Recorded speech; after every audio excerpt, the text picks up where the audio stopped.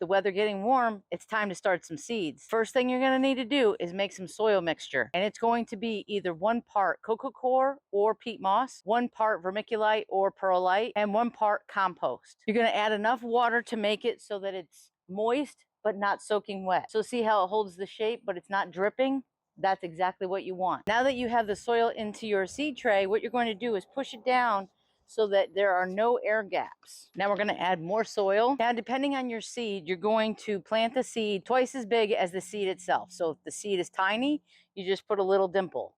If the seed is like the size of a pea, you're going to do twice the size of the pea. Now you're going to grab your seed, you're going to drop it down in, and you're just going to lightly cover. And then what you're going to do is soak it in. Some seeds you may have to put a heat mat underneath to make the temperature of the soil just the right temperature for it to germinate. Now that we've dampened the seed, all we have to do is make sure that this soil stays damp but not soaking wet. You're going to put a dome on it or plastic wrap to keep the humidity in and to keep the soil moist. Once you start to see the seedling pop through, you're going to take the dome off and you're going to water from underneath so that the roots have to search for the water. You're going to put a grow light over this about 8 inches above where the seedling starts, and you're going to leave it on for 14 hours and you're going to turn it off for 10. So put it on a timer. That's the best way to handle this. And then as the seedling grows, you're going to raise the light up higher so that it's not too close to the light because it'll burn. Once your plant gets 2 true leaves, which are up here,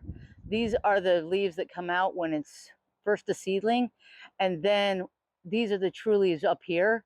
You're going to fertilize at 50% concentration based on the fertilizer you use. And you may have to up pot from a seedling tray to a 2-inch or 4-inch pot before you transplant outside. That's it. You started your seeds and you're on the path to growing great vegetables for your family. Check out my channel for more gardening tips.